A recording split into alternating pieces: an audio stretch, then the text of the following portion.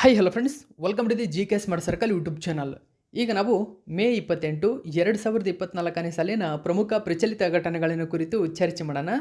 ನಿಮಗೆಲ್ಲ ಗೊತ್ತಿರಲಿ, ಪ್ರತಿದಿನ ನಾನು ಕನ್ನಡದ ಪ್ರಜಾವಾಣಿ ಸೇರಿದಂತೆ ಕನ್ನಡದ ಇತರ ಎಲ್ಲ ನ್ಯೂಸ್ ಪೇಪರ್ಗಳು, ಇಂಗ್ಲೀಷ್ನ ದಿ ಹಿಂದೂ ಮತ್ತು ಇಂಗ್ಲೀಷ್ನ ಇತರ ಎಲ್ಲ ನ್ಯೂಸ್ ಪೇಪರ್ಗಳ ಜೊತೆಗೆ ಕೇಂದ್ರ ಸರ್ಕಾರ ಪ್ರತಿದಿನ ಅಪ್ಡೇಟ್ ಮಾಡ್ತಕ್ಕಂಥ PAB ನ್ಯೂಸ್ ಪೇಪರ್ಗಳ ಪ್ರಮುಖ ಪ್ರಚಲಿತ ಘಟನೆಗಳನ್ನು ನಿಮ್ಮ ಮುಂದೆ ತರ್ತಾ ಇರ್ತೀನಿ.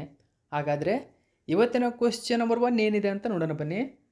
ಇತ್ತೀಚೆಗೆ ರೋಟರ್ ಡ್ಯಾಮ್ನಲ್ಲಿ ನಡೆದ 2024ರ ವಿಶ್ವ ಹೈಡ್ರೋಜನ್ ಶೃಂಗಸಭೆಯಲ್ಲಿ ಭಾರತ ಭಾಗವಹಿಸುವಿಕೆಗೆ ಸಂಬಂಧಿಸಿದಂತೆ ಈ ಕೆಳಗಿನ ಯಾವ ಹೇಳಿಕೆಗಳು ಸರಿಯಾಗಿದೆ? ಗಮನಿಸಬೇಕು, 2024ನೇ ಸಾಲಿನ ವಿಶ್ವ ಹೈಡ್ರೋಜನ್ ಶೃಂಗಸಭೆ ಅಂದರೆ ವರ್ಲ್ಡ್ ಹೈಡ್ರೋಜನ್ ಸಮಿಟ್ ಅಂತ ಕರಿತೀವಿ. ಈ ಸಮಿಟ್ ನಡೆದಿರ್ತಕ್ಕಂಥ place Rotterdam most important ಆಗುತ್ತೆ. ಸೊ ಇಲ್ಲಿ ಭಾರತ ಒಂದು ನಿಲುವನ್ನು ತೆಗೆದುಕೊಂಡಿದೆ. ಏನಂದರೆ ಇದು ಆಪ್ಷನ್ ನಂಬರ್ 1 ಸರಿಯಾಗಿದೆ. ಗಮನಿಸಬೇಕು ನೀವು, 2030ರ ವೇಳೆಗೆ ಭಾರತವು ನೋಡಿ 5 ಮಿಲಿಯನ್ ಮೆಟ್ರಿಕ್ ಟನ್ ಹಸಿರು ಹೈಡ್ರೋಜನ್ ಉತ್ಪಾದನೆ ಮಾಡುವ ಗುರಿಯನ್ನು ಭಾರತ ಹಾಕಿಕೊಂಡಿದೆ. ಇಲ್ಲಿ ನೋಡಿ ಗಮನಿಸಿ, ಇಂಪಾರ್ಟೆಂಟ್ ಆಗುತ್ತೆ. ರೋಟರ್ ಡ್ಯಾಮ್ ಶೃಂಗಸಭೆಯಲ್ಲಿ ಭಾರತವು 2030ರ ವೇಳೆಗೆ ಹಸಿರು ಹೈಡ್ರೋಜನ್ ಉತ್ಪಾದನೆ ಮಾಡುವ ಗುರಿಯನ್ನು ಹಾಕಿಕೊಂಡಿದೆ. ಸೊ ಈ ಒಂದು ಮಾಹಿತಿ ನ್ಯೂಸ್ ಪೇಪರಲ್ಲಿ ಕೊಟ್ಟಿದ್ದರು, ಅಂದರೆ PAB ನ್ಯೂಸ್ ಪೇಪರಲ್ಲಿ ಈ ಒಂದು ಮಾಹಿತಿಯನ್ನು ಕೊಟ್ಟಿದ್ದಾರೆ. New and renewable energy secretary addresses ಅಲ್ಲಿ ಭಾಗವಹಿಸಿತ್ತು. ಎಲ್ಲಿ ಅಂತ ಕೇಳಿದ್ರೆ ವರ್ಲ್ಡ್ ಹೈಡ್ರೋಜನ್ ಸಮಿಟ್ 2024. ಇಲ್ಲಿನ ಹೈಲೈಟ್ಗಳು ನಾವು ನೋಡೋದಾದರೆ ಏನು ಹೈಲೈಟ್ ಇದೆ ಹಾಗಾದರೆ ಇದರ ಸಂಪೂರ್ಣ ಮಾಹಿತಿ ನೋಡಿ. ರೋಟರ್ ಡ್ಯಾಮ್ನ ನೋಡಿ ನೆದರ್ಲ್ಯಾಂಡ್ನ ರೋಟರ್ ಡ್ಯಾಮ್ನಲ್ಲಿ 2024ರ ವರ್ಲ್ಡ್ ಹೈಡ್ರೋಜನ್ ಶೃಂಗಸಭೆಯಲ್ಲಿ ಭಾರತವು ತನ್ನದೇ ಆದ ಪೆವಿಲಿಯನನ್ನು ಸ್ಥಾಪಿಸಿದೆ. ಏನು ಪೆವಿಲಿಯನ್ ಅಂದರೆ ಭಾರತ 2030ರ ವೇಳೆಗೆ 5 ಮಿಲಿಯನ್ ಮೆಟ್ರಿಕ್ ಟನ್ ಹಸಿರು ಹೈಡ್ರೋಜನ್ ಉತ್ಪಾದನೆ ಸಾಮರ್ಥ್ಯವನ್ನು ಗುರಿಯನ್ನು ಹಾಕಿಕೊಂಡಿದೆ. ಇನ್ನು ರಾಷ್ಟ್ರೀಯ ಹಸಿರು ಹೈಡ್ರೋಜನ್ ಮಿಷನ್ನನ್ನು ಜನವರಿ 2023ರಲ್ಲಿ 19,744 ಕೋಟಿ ರೂಪಾಯಿಗಳ ಒಟ್ಟಾರೆ ವೆಚ್ಚದೊಂದಿಗೆ ಪ್ರಾರಂಭಿಸಲಾಗಿದೆ. ಸೊ ಇದು ಮಾಹಿತಿ ನೀವಿಲ್ಲಿ ಗಮನಿಸಬಹುದು. ರಾಷ್ಟ್ರೀಯ ಹಸಿರು ಹೈಡ್ರೋಜನ್ ಮಿಷನ್ ಕೇಳ್ಬೋದು, ಯಾವಾಗ ಭಾರತದಲ್ಲಿ ಜಾರಿಗೆ ಬಂತು ಅಂತ. ರಾಷ್ಟ್ರೀಯ ಹಸಿರು ಹೈಡ್ರೋಜನ್ ಮಿಷನ್ನು ಜನವರಿ 2023ರಲ್ಲಿ ಜಾರಿಯಾಗಿದೆ. 20,000 ಕೋಟಿ ರೂಪಾಯಿಗಳ ಒಟ್ಟಾರೆ ವೆಚ್ಚದೊಂದಿಗೆ 2030ರ ವೇಳೆಗೆ 5 ಮಿಲಿಯನ್ ಮೆಟ್ರಿಕ್ ಟನ್ನ ಹಸಿರು ಹೈಡ್ರೋಜನ್ ಉತ್ಪಾದನೆ ಸಾಮರ್ಥ್ಯವನ್ನು ಸಾಧಿಸುವ ಗುರಿಯನ್ನು ಭಾರತ ಹಾಕಿಕೊಂಡಿದೆ ಎಂಬುದು ಗಮನದಲ್ಲಿರಲಿ. ನೆಕ್ಸ್ಟ್ ನಾವು ಎರಡನೇ ಕ್ವಶನ್ ನೋಡೋಣ. ಮೇ 2024ರಲ್ಲಿ ಪಾಕಿಸ್ತಾನವು ಯಶಸ್ವಿಯಾಗಿ ಉಡಾವಣೆ ಮಾಡಿದ ಕ್ಷಿಪಣಿ ವ್ಯವಸ್ಥೆಯ ಹೆಸರೇನು? ಸರಿಯಾದಂಥ ಉತ್ತರ ಆಪ್ಷನ್ ನಂಬರ್ 3, ಪಥ ಮಾರ್ಗದರ್ಶಿ ರಾಕೆಟ್ ಕ್ಷಿಪಣಿ. ನೋಡಿ, ಪಥ ಎಂಬತಕ್ಕಂಥ ಕ್ಷಿಪಣಿಯನ್ನು ಇದೀಗ ಪಾಕಿಸ್ತಾನ ಉಡಾವಣೆ ಮಾಡಿತ್ತು. ಸೊ ಈ ಒಂದು ಮಾಹಿತಿ ನೀವು ಇಲ್ಲಿ ಗಮನಿಸಬಹುದು. ಪಥ 2, ಸೊ ಇದೊಂದು ರಾಕೆಟ್ ಸಿಸ್ಟಮ್ ಅಂತ ಕರಿತೀವಿ. ಇದೊಂದು ರಾಕೆಟ್ ಸಿಸ್ಟಮು ಲಾಂಚ್ ಮಾಡಿದೆ. ಹೆಚ್ಚಿನ ಮಾಹಿತಿ ನಾವು ತಿಳ್ಕೊಳ್ಳೋಣ ನ್ಯೂಸ್ ಪೇಪರಲ್ಲಿ ಏನಿದೆ ಅಂತ. ಸೊ ಇದೊಂದು ಗಮನಿಸಬೇಕು, ಗೈಡೆಡ್ ರಾಕೆಟ್ ಸಿಸ್ಟಮ್ ಆಗಿದೆ. Okay, so guided rocket system. So 400 kilometre range ಇರತಕ್ಕಂಥ ಒಂದು ಗೈಡೆಡ್ ರಾಕೆಟ್ ಸಿಸ್ಟಮ್ ಇದಾಗಿದೆ. ಇದರ ಬಗ್ಗೆ ಹೆಚ್ಚಿನ ಮಾಹಿತಿ ನೋಡಿ. ಪಾಕಿಸ್ತಾನವು ಯಶಸ್ವಿಯಾಗಿ ಉಡಾವಣೆ ಮಾಡಿದ ಕ್ಷಿಪಣಿ ವ್ಯವಸ್ಥೆಯು ಪಥ 1 ಮಾರ್ಗದರ್ಶಿ ರಾಕೆಟ್ ವ್ಯವಸ್ಥೆಯಾಗಿದೆ. ಇದು 400 ಕಿಲೋಮೀಟರ್ಗಳ ವ್ಯಾಪ್ತಿಯವರೆಗೆ ಹೆಚ್ಚಿನ ನಿಖರತೆಯೊಂದಿಗೆ ಗುರಿಯನ್ನು ತೊಡಗಿಸಿಕೊಳ್ಳುವ ಸಾಮರ್ಥ್ಯವನ್ನು ಹೊಂದಿದೆ. ಇದು ಪಥ 2 ವ್ಯವಸ್ಥೆಯು ಪರಿಪೂರ್ಣ ಉಡಾವಣಾ ಡ್ರಿಲ್ಗಳು ಮತ್ತು ಕಾರ್ಯವಿಧಾನಗಳ ಗುರಿಯನ್ನು ಹೊಂದಿದೆ ಎಂಬತಕ್ಕಂಥ ಮಾಹಿತಿ ನೀಡಲಾಗಿದೆ. ಓಕೆ, ಸೊ ನೆಕ್ಸ್ಟ್ ನಾವು ಮೂರನೇ ಕ್ವಶನ್ ಏನಿದೆ ಅಂತ ನೋಡೋಣ. ಸಾಹಿತ್ಯ ಸಂಸ್ಥೆಯು ನೀಡುವ ಅತ್ಯುನ್ನತ ಸಾಹಿತ್ಯ ಗೌರವವಾದ ಸಾಹಿತ್ಯ ಅಕಾಡೆಮಿ ಫೆಲೋಶಿಪ್ಪನ್ನು ಯಾವ ಲೇಖಕರಿಗೆ ನೀಡಿ ಇತ್ತೀಚೆಗೆ ಗೌರವಿಸಲಾಗಿದೆ? ಸರಿಯಾಗಿರತಕ್ಕಂಥ ಉತ್ತರ ರಸ್ಕಿನ್ ಬಾಂಡ್. ನೋಡಿ, ರಸ್ಕಿನ್ ಬಾಂಡ್ರವರು 2024ನೇ ಸಾಲಿನಲ್ಲಿ ಸಾಹಿತ್ಯ ಸಂಸ್ಥೆ ನೀಡತಕ್ಕಂಥ ಅತ್ಯುನ್ನತ ಸಾಹಿತ್ಯ ಗೌರವ ಅಂತಲೇ ಪರಿಗಣಿಸ್ತಾರೆ, ಸಾಹಿತ್ಯ ಅಕಾಡೆಮಿ ಫೆಲೋಶಿಪ್. ಈ ಫೆಲೋಶಿಪ್ಪನ್ನು ಇದೀಗ ರಸ್ಕಿನ್ ಬಾಂಡ್ರವರಿಗೆ ನೀಡಲಾಗಿದೆ. ಸೊ ಹೆಚ್ಚಿನ ಮಾಹಿತಿ ನೀವಿಲ್ಲಿ ಗಮನಿಸಬಹುದು. ರಸ್ಕಿನ್ ಬಾಂಡ್ ಅವಾರ್ಡೆಡ್ ಸಾಹಿತ್ಯ academy fellowship. Okay, so so ಈ ಒಂದು ಮಾಹಿತಿ ದಿ ಹಿಂದೂ ಪೇಪರ್ನಲ್ಲಿ ಕೊಟ್ಟಿದ್ದಾರೆ. ಇಲ್ಲಿ ಮುಖ್ಯವಾಗಿ ನೋಡಿ ರಸ್ಕಿನ್ ಬಾಂಡ್ರವರಿಗೆ ನೀಡಲಾಗಿದೆ. ಸೊ ಅವರ ಗಮನಾರ್ಹ ಕೃತಿಗಳು ಅಂತ ಬಂದರೆ ನೋಡಿ vagrants in valley, hungry river, ಇನ್ನು tales of Fosterganj, the blue umbrella ಎಂಬುದು ಅವರ ಪ್ರಖ್ಯಾತ ಅಥವಾ ಗಮನಾರ್ಹ ಕೃತಿಗಳಾಗಿವೆ. ಅಷ್ಟೇ ಅಲ್ಲದೆ ಇವರಿಗೆ ಭಾರತ ಸರ್ಕಾರವು 1999ರಲ್ಲಿ ಪದ್ಮಶ್ರೀ, 2019ರಲ್ಲಿ ಪದ್ಮಭೂಷಣ, 2012ರಲ್ಲಿ ಸಾಹಿತ್ಯ ಅಕಾಡೆಮಿಯ ಬಾಲ ಸಾಹಿತ್ಯ ಪುರಸ್ಕಾರ ಸೇರಿದಂತೆ ಹಲವು ಪುರಸ್ಕಾರಗಳಿಗೆ ಇವರು ಭಾಜನರಾಗಿದ್ದಾರೆ. ಓಕೆ, ಸೊ ನೆಕ್ಸ್ಟ್ 4ನೇ ಕ್ವಶನ್ ನೋಡಿ. ಪ್ರತಿ ವರ್ಷ ಕೆಳಗಿನ ಯಾವ ವಿಷಯದ ನೆನಪಿಗಾಗಿ ಅಥವಾ ಕೆಳಗಿನ ಯಾವ ಸಾಧನೆಯ ನೆನಪಿಗಾಗಿ ಅಂತಾರಾಷ್ಟ್ರೀಯ ಬೆಳಕಿನ ದಿನವನ್ನು ಆಚರಿಸಲಾಗುತ್ತದೆ? International day of lights. ಸರಿಯಾದಂಥ ಉತ್ತರ ನೋಡಿ ಆಪ್ಷನ್ ನಂಬರ್ 2, ಲೇಸರ್ನ ಮೊದಲ ಯಶಸ್ವಿ ಕಾರ್ಯಾಚರಣೆ. ಅಂದರೆ ಲೇಸರನ್ನು ಮೊಟ್ಟ ಮೊದಲ ಬಾರಿಗೆ ಕಂಡುಹಿಡಿದಂತಹ ನೆನಪಿಗಾಗಿ ಪ್ರತಿ ವರ್ಷ ಅಂತಾರಾಷ್ಟ್ರೀಯ ಬೆಳಕಿನ ದಿನವನ್ನು ಆಚರಣೆ ಮಾಡಲಾಗುತ್ತದೆ. ಈ ಮಾಹಿತಿ ನೋಡಿ ಇಂಟರ್ನ್ಯಾಷನಲ್ ಡೇ ಆಫ್ ಲೈಟ್ ಅಂತ ಕರಿತೀವಿ. ನೋಡಿ ಪ್ರತಿ ವರ್ಷ ಮೇ 16ರಂದು ಗಮನಿಸಿ, ಮೇ 16ರಂದು ಅಂತಾರಾಷ್ಟ್ರೀಯ ಬೆಳಕಿನ ದಿನವನ್ನಾಗಿ ಆಚರಣೆ ಮಾಡಲಾಗುತ್ತದೆ. ಇದರ ಮುಖ್ಯ ಅಂಶಗಳನ್ನು ನಾವು ನೋಡೋದಾದರೆ 1960ರಲ್ಲಿ ಭೌತಶಾಸ್ತ್ರಜ್ಞ ಮತ್ತು ಇಂಜಿನಿಯರ್ ಆಗಿರತಕ್ಕಂಥ ಥಿಯೋಡರ್ ಮೈಮನ್ ನಡೆಸಿದ ನೋಡಿ ಥಿಯೋಡರ್ ಮೈಮನ್ ಲೇಸರ್ನ ಮೊಟ್ಟ ಮೊದಲ ಒಂದು ಕಾರ್ಯಾಚರಣೆ ನಡೆಸಿದಂಥವರು. ಇದು ತುಂಬ ಇಂಪಾರ್ಟೆಂಟು. 1960ರಲ್ಲಿ ಥಿಯೋಡರ್ ಮೈಮನ್ ನಡೆಸಿದ ಲೇಸರ್ನ ಮೊಟ್ಟ ಮೊದಲ ಯಶಸ್ವಿ ಕಾರ್ಯಾಚರಣೆಯ ನೆನಪಿಗಾಗಿ ಮೇ 16ರಂದು ಅಂತಾರಾಷ್ಟ್ರೀಯ ಬೆಳಕಿನ ದಿನವನ್ನಾಗಿ ಆಚರಣೆ ಮಾಡಲಾಗುತ್ತದೆ. ಬೆಳಕಿನ ವಿಜ್ಞಾನ, ಬೆಳಕು ಆಧಾರಿತ ತಂತ್ರಜ್ಞಾನಗಳು ಮತ್ತು ಅವುಗಳ ಅನ್ವಯಗಳ ಬಗ್ಗೆ ಜಾಗೃತಿ ಮೂಡಿಸಲು ಈ ದಿನವನ್ನು ಆಚರಿಸಲಾಗುತ್ತದೆ. 2018ರಲ್ಲಿ ವೈಜ್ಞಾನಿಕ ಸಹಯೋಗವನ್ನು ಉತ್ತೇಜಿಸಲು ಮತ್ತು ನಾವೀನ್ಯತೆ, ಸೃಜನಶೀಲತೆ, ಸುಸ್ಥಿರ ಅಭಿವೃದ್ಧಿಗಾಗಿ ಬೆಳಕು ಆಧಾರಿತ ತಂತ್ರಜ್ಞಾನಗಳ ಬಳಕೆಯನ್ನು ಉತ್ತೇಜಿಸಲು ಅಂತಾರಾಷ್ಟ್ರೀಯ ಬೆಳಕಿನ ದಿನವನ್ನು ವಿಶ್ವದಾದ್ಯಂತ ಆಚರಿಸಲಾಗುತ್ತದೆ. ನೆಕ್ಸ್ಟ್ ನಾವು 5ನೇ ಕ್ವಶನ್ ಏನಿದೆ ಅಂತ ನೋಡೋಣ. ನೋಡಿ ಅಲಿಸ್ ಮುನ್ರಿ ನೊಬೆಲ್ ಪ್ರಶಸ್ತಿ ವಿಜೇತ ಕೆನಡಾದ ಲೇಖಕಿಯವರು. ಸಣ್ಣ ಕಥೆಯ ಪಾಂಡಿತ್ಯಕ್ಕೆ ಹೆಸರುವಾಸಿಯಾಗಿದ್ದಾರೆ ಇವರು ತಮ್ಮ 92ನೇ ವಯಸ್ಸಿನಲ್ಲಿ ನಿಧನರಾದರು. ಹಾಗಾದರೆ ಯಾವ ವರ್ಷದಲ್ಲಿ ಇವರಿಗೆ ಸಾಹಿತ್ಯದಲ್ಲಿ ನೊಬೆಲ್ ಪಾರಿತೋಷಕ ನೀಡಿ ಗೌರವಿಸಲಾಗಿದೆ? ನೋಡಿ ಅಲಿಸ್ ಮುನ್ರಿ ಯಾವ ಒಂದು ದೇಶದವರು ಅಂತ ಕೇಳಿದರೆ ಕೆನಡಾ ದೇಶದವರು. ಅಲಿಸ್ ಮುನ್ರಿ ಕೆನಡಾ ದೇಶದವರು. ಇವರು ಸಣ್ಣ ಕಥೆಗಳಿಗೆ ವಿಶ್ವವಿಖ್ಯಾತಿಯನ್ನು ಪಡೆದಿದ್ದಾರೆ. ನೋಡಿ ಸಣ್ಣ ಕಥೆಗಳಿಗೆ ವಿಶ್ವವಿಖ್ಯಾತಿಯನ್ನು ಪಡೆದಿದ್ದಾರೆ. ಇವರು ಇತ್ತೀಚೆಗೆ ನಿಧನರಾಗಿದ್ದಾರೆ. ಸಾಹಿತ್ಯದಲ್ಲಿ ಇವರಿಗೆ ನೊಬೆಲ್ ಪ್ರಶಸ್ತಿ ಕೂಡ ನೀಡಲಾಗಿದೆ. ಸೊ ಈ ಪ್ರಶಸ್ತಿಯನ್ನು ಅವರಿಗೆ 2013ರಲ್ಲಿ ನೀಡಲಾಗಿತ್ತು ಎಂಬುದು ಗಮನಿಸಬೇಕು. ಗಮನಿಸಿ, Canadian Nobel winning author Alice Munro dies aged 92. So Alice Munro ಅವರು ತಮ್ಮ 92ನೇ ವಯಸ್ಸಿನಲ್ಲಿ ನಿಧನರಾಗಿದ್ದಾರೆ. ಸಣ್ಣ ಕಥೆಗಳ ಪಾಂಡಿತ್ಯಕ್ಕೆ ಹೆಸರುವಾಸಿಯಾಗಿದ್ದರು ಅವರು. ಓಕೆ, ಸೊ 2009ರಲ್ಲಿ ಅಂತಾರಾಷ್ಟ್ರೀಯ ಬೂಕರ್ ಪ್ರಶಸ್ತಿ ಸೇರಿದಂತೆ 2013ರಲ್ಲೇ ಸಾಹಿತ್ಯದಲ್ಲಿ ನೊಬೆಲ್ ಪ್ರಶಸ್ತಿಯನ್ನು ಕೂಡ ಅವರಿಗೆ ನೀಡಲಾಗಿತ್ತು. ನೆಕ್ಸ್ಟ್ 6ನೇ ಕ್ವಶನ್ ನೋಡಿ. ಇತ್ತೀಚೆಗೆ Sela ಸುರಂಗವನ್ನು international book of honour ಭಾರತದ ಅತಿ ಎತ್ತರದ ಸುರಂಗ ಎಂದು ಗುರುತಿಸಿದೆ. ಹಾಗಾದರೆ ಸೇಲಾ ಸುರಂಗ ಕೆಳಗಿನ ಯಾವ ಭಾರತೀಯ ರಾಜ್ಯದಲ್ಲಿ ಕಂಡುಬರುತ್ತದೆ?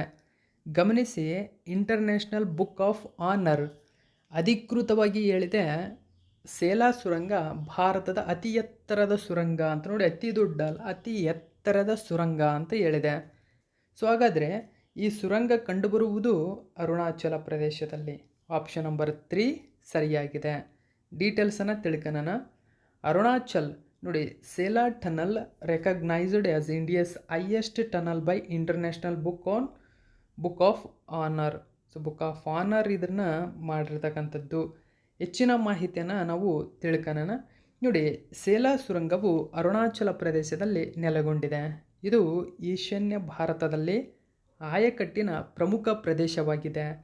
ಈ ಸುರಂಗ ಮಾರ್ಗವು ಅರುಣಾಚಲ ಪ್ರದೇಶದ ಪಶ್ಚಿಮ ಕಮಿಂಗ್ ಮತ್ತು ತವಾಂಗ್ ಜಿಲ್ಲೆಗಳನ್ನು ಸಂಪರ್ಕಿಸುತ್ತದೆ. ಗಮನಿಸಿ, ಕಮಿಂಗ್ ಮತ್ತು ತವಾಂಗ್ ಜಿಲ್ಲೆ ಪಶ್ಚಿಮದಲ್ಲಿ ಅಂದರೆ ಅರುಣಾಚಲ ಪ್ರದೇಶದಲ್ಲಿ ಕಂಡುಬರತಕ್ಕಂಥ ಈ ಒಂದು ಪಶ್ಚಿಮ ಕಮಿಂಗ್ ಮತ್ತು ತವಾಂಗ್ ಜಿಲ್ಲೆಗಳನ್ನು ಸಂಪರ್ಕಿಸುತ್ತದೆ. ಅಷ್ಟೇ ಅಲ್ಲದೆ LCA ಅಂದರೆ LAC ಓಕೆ. ಸೊ ಅಂದರೆ ವಾಸ್ತವ ಗಡಿ ನಿಯಂತ್ರಣ ರೇಖೆ ತಲುಪುವ ಮೊಟ್ಟ ಮೊದಲ ಅಥವಾ ಏಕೈಕ ಮಾರ್ಗ ಎಂಬುದು ಗಮನಿಸಬೇಕು. ಸೊ ಇದನ್ನು ಪ್ರಾಜೆಕ್ಟ್ ವರ್ತಕ್ ಮೋಸ್ಟ್ ಇಂಪಾರ್ಟೆಂಟ್ ಆಗುತ್ತೆ. ಗಮನಿಸಿ, ಪ್ರಾಜೆಕ್ಟ್ ವರ್ತಕ್ ಅಡಿಯಲ್ಲಿ ಬಾರ್ಡರ್ ರೋಡ್ಸ್ ಆರ್ಗನೈಜೇಷನ್ನಿಂದ 13,000 ಅಡಿ ಎತ್ತರದಲ್ಲಿ ನಿರ್ಮಿಸಲಾದ ಸೇಲಾ ಸುರಂಗವು ಟ್ರಾನ್ಸ್ ಅರುಣಾಚಲ ಹೆದ್ದಾರಿ ವ್ಯವಸ್ಥೆಯ ಒಂದು ಘಟಕವಾಗಿದೆ. 13,000 ಅಡಿಗಳಷ್ಟು ವಿಶ್ವದ ಅತಿ ಉದ್ದದ 2 ಪಥದ ಸುರಂಗ ಇದಾಗಿದೆ. ನೋಡಿ, ಇದು ವಿಶ್ವದ ಅತಿ ಉದ್ದದ 2 ಪಥದ ಸುರಂಗ ಎಂಬುದು ಕೂಡ ಗಮನಿಸಬೇಕು. ಪ್ರಾಜೆಕ್ಟ್ ವರ್ತಕ್ ಅಡಿಯಲ್ಲಿ ಇದನ್ನು ನಿರ್ಮಿಸಲಾಗಿದೆ. ಕಮಿಂಗ್ ಮತ್ತು ತವಾಂಗ್ ಜಿಲ್ಲೆಗಳನ್ನು ಸಂಪರ್ಕಿಸುತ್ತದೆ. ವಾಸ್ತವ ಗಡಿ ರೇಖೆ ತಲುಪುವ ಅಂದರೆ ಇದು ಏಕೈಕ ಗಡಿ ಒಂದು ಮಾರ್ಗವಾಗಿದೆ. ಸೊ ಅಷ್ಟೇ ಅಲ್ಲದೆ 13,000 ಅಡಿಗಳಷ್ಟು ಎತ್ತರವಾಗಿದೆ ಎಂಬುದು ಗಮನಿಸಬೇಕು. ನೆಕ್ಸ್ಟ್ ನಾವು 7ನೇ ಕ್ವಶನ್ ನೋಡೋಣ. 2024ರಲ್ಲಿ ಸೆಂಟರ್ ಫಾರ್ ವರ್ಲ್ಡ್ ಯೂನಿವರ್ಸಿಟಿ ಶ್ರೇಯಾಂಕಗಳ ವರದಿಯ ಪ್ರಕಾರ ಯಾವ ವಿಶ್ವವಿದ್ಯಾಲಯವು ಭಾರತದಲ್ಲಿ ಉನ್ನತ ಕಾರ್ಯನಿರ್ವಹಣೆಯ ಉನ್ನತ ಶಿಕ್ಷಣ ಸಂಸ್ಥೆಯಾಗಿ ಹೊರಹೊಮ್ಮಿದೆ? ಸರಿಯಾದಂಥ ಉತ್ತರ ಆಪ್ಷನ್ ನಂಬರ್ 2 ಸರಿಯಾಗಿದೆ. Indian institute of management Ahmedabad. So ಇದು ನೋಡಿ, ಹೈಯೆಸ್ಟ್ ಇನ್ಸ್ಟಿಟ್ಯೂಟ್ ಅಂತ ಹೇಳ್ತೀವಿ, ಅಂದರೆ best performing higher institution. So ಈ ಒಂದು ಮಾಹಿತಿ ಕೂಡ ನ್ಯೂಸ್ ಪೇಪರಲ್ಲಿ ಕೊಟ್ಟಿದ್ದಾರೆ. IIM ಅಹಮದಾಬಾದ್ ಅಂತ ಕರಿತೀವಿ. ನೋಡಿ, ಇದು India's best performing higher institution ಎಂಬತಕ್ಕಂಥ ಒಂದು ರ್ಯಾಂಕನ್ನು ಪಡೆದುಕೊಂಡಿದೆ. ಸೊ ವರ್ಲ್ಡ್ ಯೂನಿವರ್ಸಿಟಿ ರ್ಯಾಂಕಿಂಗ್ ಈ ಒಂದು ಮಾಹಿತಿ ಬಿಡುಗಡೆ ಮಾಡಿತ್ತು. ಇದರಲ್ಲಿ ಸೊ IIM ಅಹಮದಾಬಾದ್ ಅಗ್ರಸ್ಥಾನವನ್ನು ಪಡೆದುಕೊಂಡಿದೆ ಎಂಬುದು ಗಮನಿಸಬೇಕು ನೀವು. ನೋಡಿ, ಅಹಮದಾಬಾದ್ನ ಇಂಡಿಯನ್ ಇನ್ಸ್ಟಿಟ್ಯೂಟ್ ಆಫ್ ಮ್ಯಾನೇಜ್ಮೆಂಟ್ ಉನ್ನತ ಕಾರ್ಯನಿರ್ವಹಣೆಯ ಸಂಸ್ಥೆಯಾಗಿ ಹೊರಹೊಮ್ಮಿದೆ. ಎಲ್ಲ ಭಾರತೀಯ ಸಂಸ್ಥೆಗಳ ಪೈಕಿ ಇದು IIM ಅಹಮದಾಬಾದನ್ನು 2024ರ ಶ್ರೇಯಾಂಕದಲ್ಲಿ ದೇಶದ ಉನ್ನತ ಕಾರ್ಯನಿರ್ವಹಣೆಯ ಸಂಸ್ಥೆ ಎಂದು ಗುರುತಿಸಲಾಗಿದೆ. IIM ಅಹಮದಾಬಾದ್ ತನ್ನ ಸ್ಥಾನವನ್ನು ಗಣನೀಯವಾಗಿ ಸುಧಾರಿಸಿಕೊಂಡಿದೆ. ಜಾಗತಿಕವಾಗಿ 410ನೇ ಸ್ಥಾನಕ್ಕೆ ಮತ್ತು 9 ಸ್ಥಾನಗಳನ್ನು ಏರಿಕೆ ಕಂಡಿದೆ. 410ನೇ ಸ್ಥಾನದಲ್ಲಿದೆ ಜಾಗತಿಕವಾಗಿ. ಈ ಆವೃತ್ತಿಯಲ್ಲಿ ಹಾರ್ವರ್ಡ್ ವಿಶ್ವವಿದ್ಯಾಲಯವು ಸತತ 13ನೇ ವರ್ಷಕ್ಕೆ ಜಾಗತಿಕ ಶ್ರೇಯಾಂಕದಲ್ಲಿ ಅಗ್ರಸ್ಥಾನದಲ್ಲಿದೆ. ನೋಡಿ, ಹಾರ್ವರ್ಡ್ ವಿಶ್ವವಿದ್ಯಾಲಯ ಅಗ್ರಸ್ಥಾನದಲ್ಲಿದೆ. 8ನೇ ಕ್ವಶನ್ ನೋಡೋಣ. 3 ಭಾರತೀಯ ಸಾಹಿತ್ಯಿಕ ಮೇರುಕೃತಿಗಳನ್ನು ಯುನೆಸ್ಕೋದ ವಿಶ್ವ ಏಷ್ಯಾ ಪೆಸಿಫಿಕ್ ಪ್ರಾದೇಶಿಕ ನೋಂದಣಿ ಪಟ್ಟಿಗೆ ಇತ್ತೀಚೆಗೆ ಸೇರ್ಪಡೆಯಾಗಿವೆ. ಹಾಗಾದರೆ ಕೆಳಗಿನವುಗಳಲ್ಲಿ ಯಾವ ಕೃತಿ ಈ ಪಟ್ಟಿಯಲ್ಲಿ ಸೇರ್ಪಡೆಯಾಗಿಲ್ಲ? ನೋಡಿ, UNESCO's memory of the world Asia Pacific regional register ಅಂತ ಕರಿತೀವಿ. ಸೊ ಇದಕ್ಕೆ ಇದೇ ಮೊಟ್ಟ ಮೊದಲ ಬಾರಿಗೆ ಜಾಗತಿಕವಾಗಿ ಭಾರತೀಯ ಕೃತಿಗಳು ಮತ್ತು ಆ ಕೃತಿಯಲ್ಲಿ ಅಡಕವಾಗಿರತಕ್ಕಂಥ ಭಾರತೀಯ ಸಂಸ್ಕೃತಿಯನ್ನು ವಿಶ್ವಮಟ್ಟದಲ್ಲಿ ಪ್ರಚಾರಪಡಿಸುವ ಉದ್ದೇಶದಿಂದಾಗಿ ಯುನೆಸ್ಕೋ ಈ ಒಂದು ಮಾಹಿತಿಯನ್ನು ಹಮ್ಮಿಕೊಂಡಿದೆ. ಸೊ ಆ 3 ಕೃತಿಗಳಲ್ಲಿ ಈ ಕೆಳಗಿನ ಯಾವ ಕೃತಿ ಒಂದು ಸೇರಿಲ್ಲ ಅಂತ ಅಂದರೆ ಸರಿಯಾಗಿರ್ತದ ಉತ್ತರ ಭಾಗವತ ಪುರಾಣ. ಇನ್ನು ಉಳಿದಂತೆ ನೋಡಿ, ತುಳಸಿದಾಸರ ರಾಮಚರಿತ ಮಾನಸ, ಪಂಚತಂತ್ರ ವಿಷ್ಣು ಶರ್ಮ, ಏನೋ ಉಳಿದಂತೆ ಸಹೃದಯ ಲೋಕನ ಎಂಬತಕ್ಕಂಥ ಕೃತಿಗಳು. ಈ 3 ಕೃತಿಗಳನ್ನು ಈಗ UNESCO's memory of the world Asia Pacific regional register ಪಟ್ಟಿಗೆ ಸೇರ್ಪಡೆಗೊಳಿಸಲಾಗಿದೆ. ಈ ತರಹದ ಕ್ವಶನ್ಗಳು ಇಂಪಾರ್ಟೆಂಟ್ ಆಗುತ್ತೆ ಎಕ್ಸಾಮಿಗೆ. ನೋಡಿ, Ramcharitmanas included in UNESCO's memory of the world regional register ಪಟ್ಟಿಗೆ ಸೇರ್ಪಡೆಯಾಗಿದೆ. ಸೊ ಅದರ ಜೊತೆಗೆ ಇನ್ನು ಹೇಳಿದಂತೆ ಕೃತಿಗಳು ಕೂಡ 2 ಇದ್ದಾವೆ. ನೋಡಿ, ರಾಮಚರಿತ ಮಾನಸ, ಪಂಚತಂತ್ರ, ಸಹೃದಯ ಲೋಕನವನ್ನು ಯುನೆಸ್ಕೋದ ವಿಶ್ವ ಏಷ್ಯಾ ಪೆಸಿಫಿಕ್ ಪ್ರಾದೇಶಿಕ ರಿಜಿಸ್ಟರ್ ಮೆಮೊರಿಗೆ ಸೇರಿಸಲಾಗಿದೆ. ತನ್ನ ಶ್ರೀಮಂತ ಸಾಹಿತ್ಯ ಪರಂಪರೆ ಮತ್ತು ಸಾಂಸ್ಕೃತಿಕ ಪರಂಪರೆಗೆ ಮಾನ್ಯತೆ ಪಡೆದಿರುವ ಭಾರತದ ಪಾಲಿಗೆ ಇದು ಮಹತ್ವದ ಸಾಧನೆ ಎನಿಸಿದೆ. ಇನ್ನು ಪಂಚತಂತ್ರವನ್ನು ವಿಷ್ಣು ಶರ್ಮಾ ರಚಿಸಿದರೆ, ರಾಮಚರಿತ ಮಾನಸವನ್ನು ತುಳಸಿದಾಸರು ರಚನೆ ಮಾಡಿದ್ದಾರೆ. ಇನ್ನುಳಿದಂತೆ ಸಹೃದಯ ಲೋಕನ ಕೃತಿಯನ್ನು ಆಚಾರ್ಯ ಆನಂದವರ್ಮನ್ ನೋಡಿ ಆನಂದವರ್ಮನ್ರವರು ರಚಿಸಿದ್ದಾರೆ. ಈ ಪಠ್ಯಗಳ ಸೇರ್ಪಡೆಯು ಉಲನ್ ಬತರ್ನಲ್ಲಿ ನಡೆದ ಏಷ್ಯಾ ಮತ್ತು ಪೆಸಿಫಿಕ್ಗಾಗಿ ವಿಶ್ವ ಸಮಿತಿ ಅಂದರೆ MOWCAP 10ನೇ ಈ ಒಂದು ಸಭೆಯಲ್ಲಿ ಇವುಗಳನ್ನು ಸೇರ್ಪಡೆಗೊಳಿಸಲಾಗಿದೆ. ನೋಡಿ, ಉಲನ್ ಬತರ್ನಲ್ಲಿ ನಡೆದಿದೆ ಎಂಬುದು ಗಮನಿಸಬೇಕು. ಅದರ ಜೊತೆಗೆ 2008ರಲ್ಲಿ ರಚಿಸಲಾದ ವಿಶ್ವ ಏಷ್ಯಾ ಪೆಸಿಫಿಕ್ ಪ್ರಾದೇಶಿಕ ನೋಂದಣಿಯ ಯುನೆಸ್ಕೋದ ಸ್ಮರಣೆಯಲ್ಲಿ 3 ಕೃತಿಗಳನ್ನು ಇದೀಗ ಸೇರ್ಪಡೆಗೊಳಿಸಲಾಗಿದೆ. ನೆಕ್ಸ್ಟು 9ನೇ ಕ್ವಶನ್ ನೋಡೋಣ. ಏಷ್ಯನ್ ಜಿಮ್ನಾಸ್ಟಿಕ್ ಚಾಂಪಿಯನ್ಶಿಪ್ನಲ್ಲಿ ಯಾವ ಭಾರತದ ಖ್ಯಾತ ಅಥ್ಲೇಟ್ ಚಿನ್ನ ತಮ್ಮದಾಗಿಸಿಕೊಂಡಿದ್ದು, ಈ ಸಾಧನೆ ಮಾಡಿದ ಭಾರತದ ಮೊದಲ ಅಥ್ಲೀಟ್ ಎಂಬ ಹೆಗ್ಗಳಿಕೆಗೆ ಪಾತ್ರವಾಗಿದ್ದಾರೆ? ಸೊ ಇದು ಅಥ್ಲೇಟ್ ಅಂತ ಮಾಡ್ಕೊಳ್ಳಿ ಸ್ನೇಹಿತರೆ. ಓಕೆ, ಸೊ ಈ ನೋಡಿ ಸರಿಯಾದಂಥ ಉತ್ತರ ದೀಪಾ ಕರ್ಮಾಕರ್ ಅಂತ ಹೇಳ್ತೀವಿ. ನೋಡಿ, ದೀಪಾ ಕರ್ಮಾಕರ್ ಇದೀಗ ಐತಿಹಾಸಿಕ ಸಾಧನೆಯನ್ನು ಮಾಡಿದ್ದಾರೆ. ಏಷ್ಯನ್ ಜಿಮ್ನಾಸ್ಟಿಕ್ ಚಾಂಪಿಯನ್ಶಿಪ್ ಗಮನಿಸಿ, ಏಷ್ಯನ್ ಜಿಮ್ನಾಸ್ಟಿಕ್ ಚಾಂಪಿಯನ್ಶಿಪ್ನಲ್ಲಿ ಐತಿಹಾಸಿಕ ಚಿನ್ನದ ಪದಕವನ್ನು ಪಡೆದಿದ್ದಾರೆ. ಈ ಮೂಲಕ ಈ ಸಾಧನೆಯನ್ನು ಅಂದರೆ ಏಷ್ಯನ್ ಜಿಮ್ನಾಸ್ಟಿಕ್ ಚಾಂಪಿಯನ್ಶಿಪ್ನಲ್ಲಿ ಚಿನ್ನದ ಪದಕವನ್ನು ಗೆದ್ದ ಏಕೈಕ ಭಾರತೀಯ ಎಂಬ ಹೆಗ್ಗಳಿಕೆಗೆ ಇವರು ಇದೀಗ ಪಾತ್ರವಾಗಿದ್ದಾರೆ. ಸೊ ಕನ್ನಡದ ನ್ಯೂಸ್ ಪೇಪರಲ್ಲಿ ಮಾಹಿತಿಯನ್ನು ಕೊಟ್ಟಿದ್ದರು. ಜಿಮ್ನಾಸ್ಟಿಕ್ನಲ್ಲಿ ದೀಪಾ ಏಷ್ಯನ್ ಚಾಂಪಿಯನ್ ಚಿನ್ನ ಗೆದ್ದಂತಹ ಮೊದಲ ಅಥ್ಲೀಟ್ ಎಂಬ ಹೆಗ್ಗಳಿಕೆ ಇವರ ಹೆಸರಿನಲ್ಲಿದೆ. ಓಕೆ, ಗಮನಿಸಬಹುದು, ಭಾರತದ ಖ್ಯಾತ ಅಥ್ಲೀಟ್ ಆಗಿರತಕ್ಕಂಥ ದೀಪಾ ಈ ಸಾಧನೆಯನ್ನು ಮಾಡಿದ್ದಾರೆ. ಸೊ 30ರ ಹರೆಯದ ದೀಪಾ ಭಾನುವಾರ ಮಹಿಳೆಯರ ವಾಲ್ಟ್ ಸ್ಪರ್ಧೆಯಲ್ಲಿ 13.566 ಅಂಕಗಳೊಂದಿಗೆ ಅಗ್ರಸ್ಥಾನಿಯಾದರು. ಇನ್ನು ಉತ್ತರ ಕೊರಿಯಾದ ಕಿಮ್ ಸನ್ ಯಾಂಗ್ ಬೆಳ್ಳಿ ಗೆದ್ದರೆ ಕ್ಯೋಂಗ್ ಬೋಲ್ ಇಲ್ಲಿ ಕಂಚಿನ ಪದಕಕ್ಕೆ ತೃಪ್ತಿಪಟ್ಟುಕೊಂಡಿದ್ದಾರೆ. ನೆಕ್ಸ್ಟ್ 10ನೇ ಕ್ವಶನ್ ನೋಡಿ.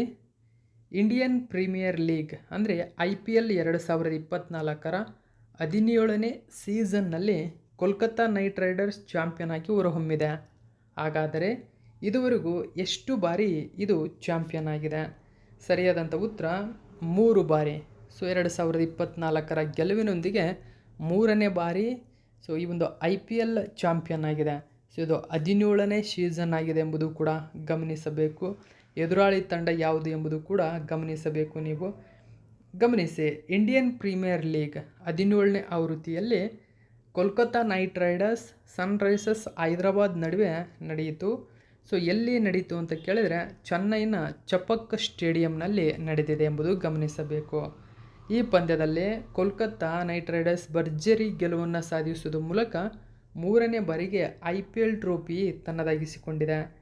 ಹೈದರಾಬಾದ್ ತಂಡದ ನಾಯಕ ಪ್ಯಾಟ್ ಕಮಿನ್ಸ್ ನೋಡಿ, ಇಂಪಾರ್ಟೆಂಟ್ ಆಗುತ್ತೆ. ಹೈದರಾಬಾದ್ ತಂಡದ ನಾಯಕ ಪ್ಯಾಟ್ ಕಮಿನ್ಸ್ ಟಾಸ್ ಗೆದ್ದು ಮೊದಲು ಬ್ಯಾಟಿಂಗ್ ಆಯ್ಕೆ ಮಾಡಿಕೊಂಡರು. ಇದಾದ ಬಳಿಕ SRH ತಂಡ 18.3 ಓವರ್ಗಳಲ್ಲಿ 113 ರನ್ ಗಳಿಸಿದ್ದಾರೆ. ಸೊ ಇದನ್ನು 10 ಓವರ್ಗಳಲ್ಲೇ 114 ರನ್ ಗಳಿಸಿ ಭರ್ಜರಿ ಜಯವನ್ನು ಕಾಣ್ತು. ಇನ್ನು ಚಾಂಪಿಯನ್ ಕೋಲ್ಕತ್ತಾ ತಂಡವು ಇಲ್ಲಿ 20 ಕೋಟಿ ಬಹುಮಾನವನ್ನು ಗೆದ್ದರೆ, ರನ್ನರ್ಸ್ ಆಫ್ ಹೈದರಾಬಾದ್ ತಂಡ 12.50 ಕೋಟಿ ಬಹುಮಾನವನ್ನು ಗೆದ್ದುಕೊಂಡಿದೆ. 17ನೇ ಇಂಡಿಯನ್ ಪ್ರೀಮಿಯರ್ ಲೀಗ್ ಹೋಸ್ಟ್ ಮಾಡಿದವರು ಭಾರತ. ಇನ್ನು ಶೀರ್ಷಿಕೆ ಪ್ರಾಯೋಜಕರಾಗಿದ್ದವರು ಟಾಟಾ ಅಂತ ಹೇಳ್ತೀವಿ. ಇನ್ನು ಪರ್ಪಲ್ ಕ್ಯಾಪ್ ಹೆಚ್ಚು ವಿಕೆಟ್ ಪಡೆದಂಥವರಿಗೆ ಪರ್ಪಲ್ ಕ್ಯಾಪ್ ನೀಡಲಾಗುತ್ತದೆ. ಸೊ ಹರ್ಷಲ್ ಪಟೇಲ್ ಪಂಜಾಬ್ ಕಿಂಗ್ಸ್ ಇವರು ಸೊ ಇವರು ಇಲ್ಲಿ ಪರ್ಪಲ್ ಕ್ಯಾಪನ್ನು ಪಡೆದಿದ್ದಾರೆ, ಹರ್ಷಲ್ ಪಟೇಲ್ ಅವರು.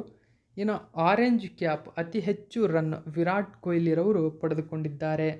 ಓಕೆ, ಸೊ ನೆಕ್ಸ್ಟ್ ನಾವು 11ನೇ ಕ್ವಶನ್ ನೋಡೋಣ.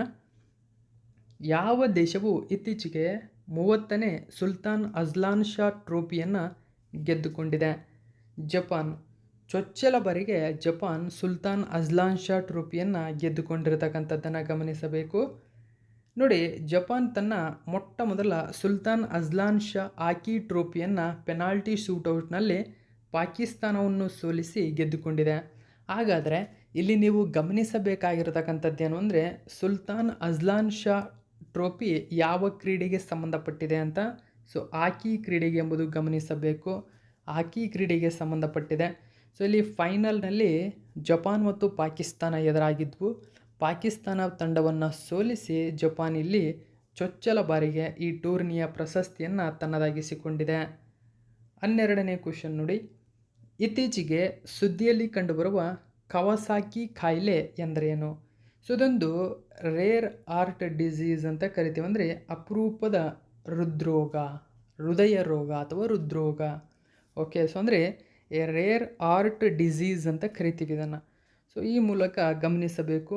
ಕವಾಸಾಕಿ ಕಾಯಿಲೆಯಿಂದ ಬಳಲುತ್ತಿರುವ 2 ಹೆಣ್ಣು ಶಿಶುಗಳಿಗೆ ಕೊಯಮತ್ತೂರು ವೈದ್ಯಕೀಯ ಕಾಲೇಜು ಮತ್ತು ಆಸ್ಪತ್ರೆಯಲ್ಲಿ ಯಶಸ್ವಿಯಾಗಿ ಚಿಕಿತ್ಸೆ ಮಾಡಲಾಗಿದೆ.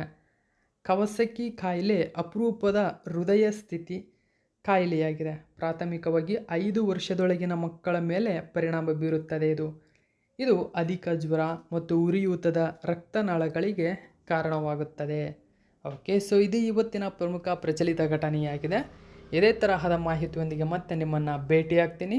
Thank you so much for watching my video friends.